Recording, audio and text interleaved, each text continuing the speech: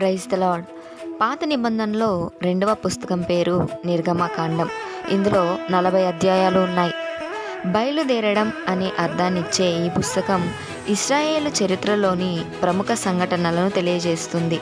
ఈ సంఘటనలు ఐగుప్తులో దాసులుగా ఉన్న ఇశ్రాయేలీలు అక్కడి నుండి బయలుదేరడం, సీనాయి పర్వతానికి ప్రయాణం మరియు దేవుడు తన ప్రజలతో చేసిన నిబంధన.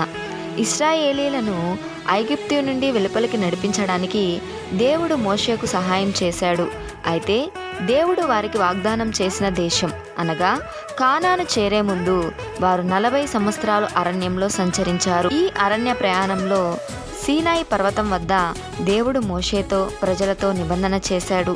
ఈ నిబంధనలో ఆజ్ఞలు, ఉపదేశాలు ఉన్నాయి. దేవుడైన యెహోవాను ఎలా ఆరాధించాలో, దేవుని ప్రజలైన వీరు ఎలా జీవించాలో ఈ ఆజ్ఞలు, ఉపదేశాలు బోధిస్తాయి. వారు అవిధేయులై ఉన్నప్పుడు దేవుడు వారిని క్షమిస్తూ ఎలా కాపాడుతూ వచ్చాడో నిర్గమకాండం వివరిస్తుంది.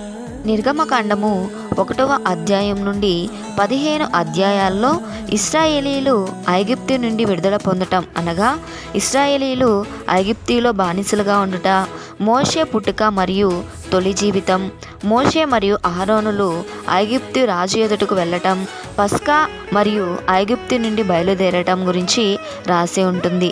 ఎర్ర సముద్రం నుండి సీనాయి పర్వతం వరకు నిర్గమకాండం 15వ అధ్యాయం నుండి 18వ అధ్యాయం వరకు రాసి ఉంటుంది.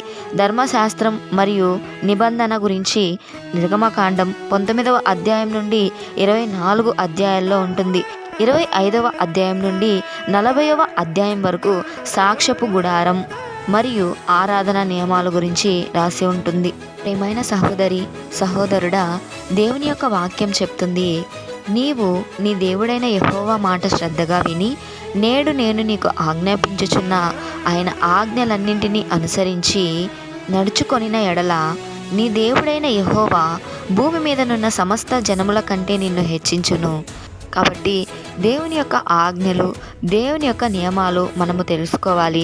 ఆ ప్రకారంగా మనము జీవించాలి అంటే మొదట దేవుని యొక్క వాక్యము మనము చదవాలి. ప్రస్తుతం జరుగుతున్నటువంటి పరిస్థితులను, పరిణామాలను ఆధారంగా చేసుకొని గమనిస్తే దేవుని యొక్క రాకడ అతి సమీపంగా ఉన్నదన్న విషయము స్పష్టమవుతుంది.